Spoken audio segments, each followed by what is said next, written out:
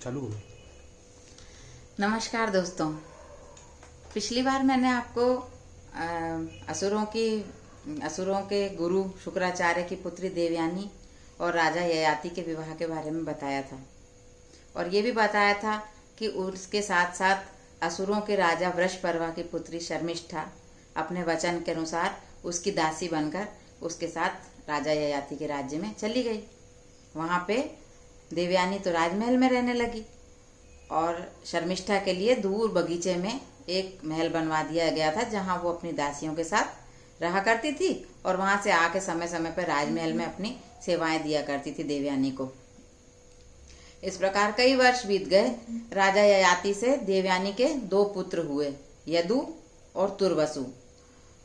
और एक दिन क्या हुआ कि राजा ययाति और देवयानी घूमते हुए उसी बगीचे की तरफ जा निकले जहाँ शर्मिष्ठा का भवन था। वहां पे देवयानी ने देखा कि 3 छोटे छोटे सुंदर बालक खेल रहे हैं और बहुत ही तेजस्वी हैं, और उनका चेहरा मोहरा बहुत सुंदर है और राजा से मिलता जुलता है। तो उसको कुछ शंका सी हुई, तो उसने उन बच्चों को बुलाया प्यार से और पूछा कि बालकों, तुम्हारा नाम क्या है? तो उन्होंने बताया, दुयु, अनु और पुरु नाम था उन बालकों का। और तो उन्होंने कहा कि तुम्हारे माता पिता कौन है? तो उन्होंने कहा कि हमारी माता है शर्मिष्ठा, और पिता कह करके उन्होंने राजा की तरफ देखने लगे। लेकिन राजा ययाति ने देवयानी के डर से ना तो उनको गोद में उठाया, ना उनको प्यार किया, ना उनकी तरफ देखा। लेकिन देवयानी समझ गई कि ये हो ना हो शर्मिष्ठा और राजा ययाति के ही पुत्र हैं। तो उसने शर्मिष्ठा को बुलाया और बहुत नाराज हुई। स्वाभाविक था, राजा पर भी नाराज हुई, शर्मिष्ठा पर भी नाराज हुई कि तुमने जान करके मेरे घर में मतलब मेरे पति पे वो डाला है। जबकि मैंने आपको पहले ही बताया था कि राजा ययाति भी शर्मिष्ठा को मन ही मन पसंद करते थे और शर्मिष्ठा भी उनको मन ही मन पति मान चुकी थी। तो इस प्रकार ये संबंध आगे बढ़ा। अब देवयानी तो गुस्सैल थी। देवयानी को बहुत गुस्सा आया और वो ययाति का राज्य छोड़ के अपने पिता शुक्राचार्य के पास लौट आई।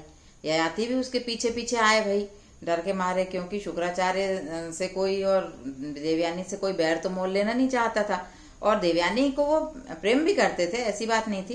तो शुक्राचार्य को जैसे ही देवयानी ने बताया कि इन्होंने शर्मिष्ठा से 3 पुत्र उत्पन्न किए हैं और मेरे साथ विश्वासघात किया है, ऐसा वैसा, तो शुक्राचार्य नाराज हो गए।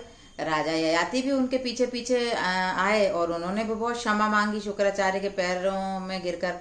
लेकिन शुक्राचार्य तो नाराज हो गए थे, क्योंकि उनकी पुत्री के हृदय को ठेस पहुंचाई थी। तो उन्होंने कहा कि तुम बहुत ज्यादा, तुम्हारे को यौवन का आनंद लेने की इच्छा है ना, तो तुम अभी बूढ़े हो जाओ। उन्होंने जल लिया और भाई श्राप दे दिया। राजा ययाति बूढ़े हो गए। राजा ययाति गिड़गिड़ाने लगे, दुखी होने लगे। उन्होंने कहा कि गुरुदेव, आप की पुत्री देवयानी के साथ से दाम्पत्य सुख से मेरा अभी मन नहीं भरा है। मैं उसके साथ बहुत लंबे समय तक दाम्पत्य सुख का आनंद लेना चाहता हूँ, अपने बच्चों का लालन पालन करना चाहता हूँ, उनको खेलते देखना चाहता हूँ। अभी मैं वृद्ध नहीं होना चाहता, मरना भी नहीं चाहता। आप ऐसा मत करिए, कृपा करके अपना श्राप वापस ले लीजिए। शुक्राचार्य ने कहा कि भाई श्राप तो वापस नहीं होगा, लेकिन एक चीज मैं कह देता हूँ कि तुम्हारे 5 पुत्रों में से यदि कोई भी तुमको अपना यौवन देने के लिए तैयार हो जाएगा, तो तो उससे तुम यौवन लेकर के तुम युवा हो सकते हो और वो वृद्ध हो जाएगा। उन्होंने कहा कि ठीक है, लेकिन मैं फिर एक बात कहना चाहूंगा आपसे कि जो भी पुत्र मेरा कहना मान के मुझे अपना यौवन देगा, मैं उसी को अपना उत्तराधिकारी घोषित करूंगा। तो उन्होंने कहा कि ठीक है, ये मुझे स्वीकार्य है। तो उन्होंने कहा चाहे फिर वो शर्मिष्ठा का पुत्र हो, चाहे देवयानी का पुत्र हो, इससे कोई आपत्ति नहीं होगी, अन्यथा आप कहें कि मेरी पुत्री के पुत्र को राजा नहीं बनाया। तो शुक्राचार्य ने कहा कि नहीं, ठीक है, अगर तुमने ये मान लिया है कि जो तुमको अपना यौवन देगा उसको ही अपना उत्तराधिकारी बनाओगे, तो कोई बात नहीं है।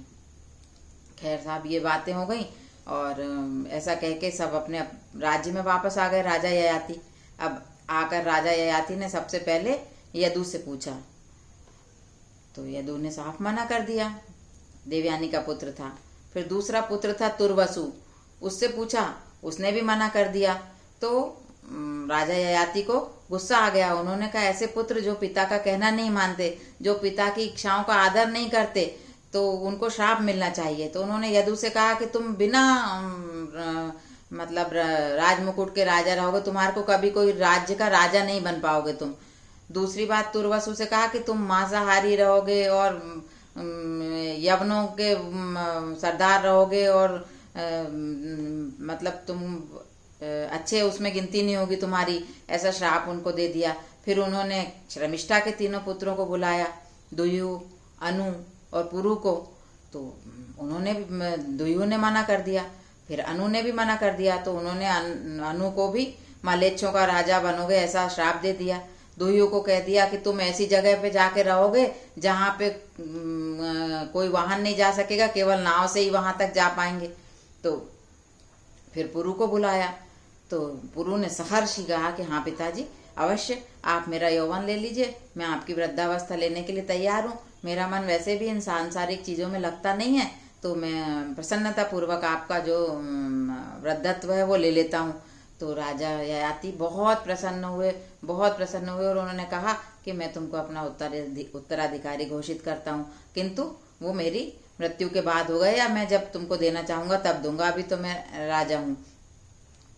कहीं कहीं ऐसा भी वो मिलता है वर्णन कि राजा ययाति ने अपने तपोबल से 3 बार मृत्यु को, यम को पराजित कर दिया और मतलब मना कर दिया, मरने से इनकार कर दिया। लेकिन तीसरी बार यम ने कहा कि भाई अब तो मैं आपको ले जाऊंगा ही, या आपके बदले में कोई अपना जो यौवन देगा तो मैं फिर आपको छोड़ दूंगा। तो पुरु ने उनको अपना यौवन दिया। ऐसी भी कहानियां मिलती हैं, लेकिन मैं जो बता रही हूँ वो महाभारत के आदि पर्व में जिस प्रकार से वर्णन है वो मैं आपको बता रही हूँ। इसके अलावा ययाति के बारे में बहुत लिखा गया है। मराठी के जो बहुत अच्छे उपन्यासकार हैं खांडेकर जी, उन्होंने बहुत अच्छा उपन्यास लिखा है ययाति, उसका हिंदी अनुवाद भी उपलब्ध है, आप चाहें तो पढ़ सकते हैं। और राजा ययाति के बारे में कई प्रकार की कहानियां, कई नॉवेल्स वगैरह आपको मिल जाएंगे। बहुत रोचक उनका जीवन रहा है। तो इस प्रकार राजा ययाति ने जो है बहुत सालों तक अपनी पुत्रों के साथ और प्रजा के साथ शासन किया। फिर आखिरी में उनको इस बात का एहसास हुआ कि ये कामनाएं जो हैं कभी खत्म नहीं होती हैं, इच्छाएं कभी खत्म नहीं होती हैं। मनुष्य का मन जो है धरती के भोगों से कभी भरता नहीं है, तो इस प्रकार तो जीवन चलता ही रहेगा। तो ये गलत बात है कि मैं इतने साल तक जीवित रहने के बावजूद भी मेरा मन कामनाओं से भर नहीं रहा है, तो अब मुझे वैराग्य ही लेना उचित होगा। तो उनको जब ये बात समझ में आई तो उन्होंने फिर अपने पुत्र पुरु को बुला करके उसको अपना राज्य दे दिया और स्वयं वन में जा करके वानप्रस्थी हो गए, जप तप करने लगे, ध्यान पूजा करने लगे और ब्रह्म की आराधना करने लगे। तो दोस्तों ये मैं इसलिए बता रही हूँ आपको कि राजा ययाति के जो ये पुत्र थे पुरु, इन्हीं से पौरव वंश चला और इन्हीं के पौरव वंश में आगे चल के दुष्यंत और शांतनु, भरत इत्यादि राजा हुए और इन्हीं से ये जो कुरु वंश और पुरु वंश है ये सब चला है। और इन्हीं के वंश में आगे जो राजा हुए उन्होंने मैं आपको अगली बार बताऊंगी कि हस्तिनापुर किसने बसाया था। और तुर्वसु से यवनों की उत्पत्ति बताई जाती है और अनु से म्लेच्छों की उत्पत्ति बताई जाती है। और जो मैंने आपको बताया कि दुयु को उन्होंने कहा कि तुम ऐसी जगह पे जाके रहोगे जहाँ पे वाहन नहीं जा सकेंगे, केवल नाव से जा सकोगे, तो भोजों की उत्पत्ति जो है दुयु से बताई जाती है। तो इस प्रकार राजा ययाति के 5 पुत्रों से बहुत सारे वंश चले और बहुत सारे राजवंश चले। और यदुवंश जो है आपको पता ही है, यदुवंश में भगवान कृष्ण ने जन्म लिया था। वो यदुवंश भी इन्हीं के पुत्र यदु से चला, जिसमें कंस भी हुआ और भगवान कृष्ण भी हुए। तो इस प्रकार हर राजवंश में अच्छे बुरे सभी प्रकार के राजा होते हैं और जिनके आचरण अच्छे होते हैं वो भी होते हैं, जप तप करने वाले धर्मनिष्ठ राजा होते हैं, प्रजापालक राजा होते हैं, अत्याचारी राजा होते हैं। इसमें किसी एक ही वंश में उत्पन्न कई प्रकार के लोग पाए जाते हैं। तो हम किसी भी व्यक्ति को उसके जाति, धर्म, गोत्र, वंश इत्यादि के नाम पे अपन ये नहीं कह सकते कि इस तरह इस जाति के लोग ऐसे रहते हैं, इस वंश के लोग ऐसे रहते हैं। एक ही वंश में आप तो देखिए एक ही परिवार में कई प्रकार के लोग पाए जाते हैं। ये मनुष्य के व्यक्तिगत चयन पर निर्भर करता है कि वो सद्गुणों को अपनाता है या दुर्गुणों को अपनाता है। तो ये तो हो गई राजा ययाति तक की कहानी, राजा ययाति की, शर्मिष्ठा की और देवयानी की कहानी। अब रही बात मॉरल ऑफ द स्टोरी की, तो मैं आपको बताऊं कि हम इसको एक सांकेतिक रूप में अगर ऐसा ले लें कि उनका बुढ़ापा ले लिया या अपनी जवानी दे दी, तो नहीं, एक राजा के रूप में या एक पिता के रूप में उनके अच्छे गुणों को, उनके सद्गुणों को जिस पुत्र ने अपनाया था, जिस पुत्र ने आज्ञाकारिता का परिचय दिया था, वो ही उनका सच्चा उत्तराधिकारी था। और जीवन में भी यही बातें होती हैं कि जो पिता के अच्छे गुणों को पुत्र अपनाता है या पिता की आज्ञा का पालन करता है, पिता की इच्छा को पूरी करने के लिए त्याग करने के लिए तैयार रहता है, परिवार के लिए त्याग करने के लिए तैयार रहता है, उसी को परिवार का मुखिया चुना जाना चाहिए, उसी के हाथ में परिवार की बागडोर दी जानी चाहिए। Number 2 moral of the story कि विषयों के उपभोग से कभी भी मन नहीं भरता है।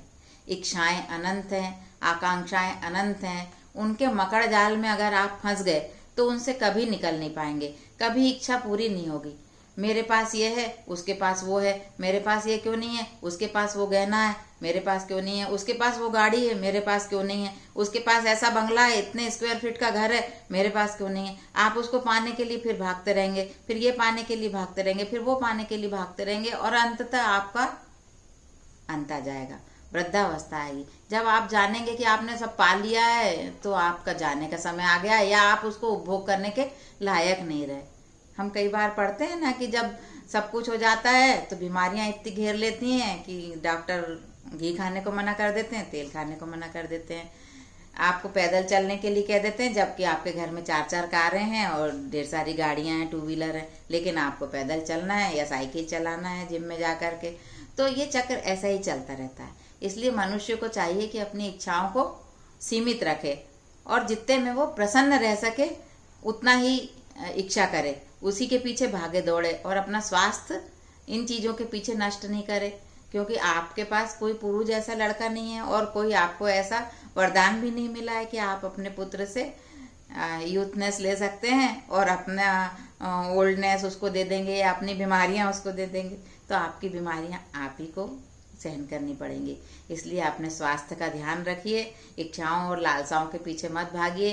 अपने आप पर नियंत्रण रखने से ही सब कुछ संभव होता है, चाहे वो जिह्वा का नियंत्रण हो, खाने का नियंत्रण हो, बोलने का नियंत्रण हो या किसी अन्य चीज़ का लालसा का नियंत्रण हो। नियंत्रण ही सब चीज़ों का सार है। अब अगली बार मैं आपको बताऊंगी कि हस्तिनापुर, जिसमें राजा विचित्रवीर्य, भीष्म, दुर्योधन इत्यादि रहते थे, वो हस्तिनापुर किसने बसाया था। तब तक के लिए नमस्कार।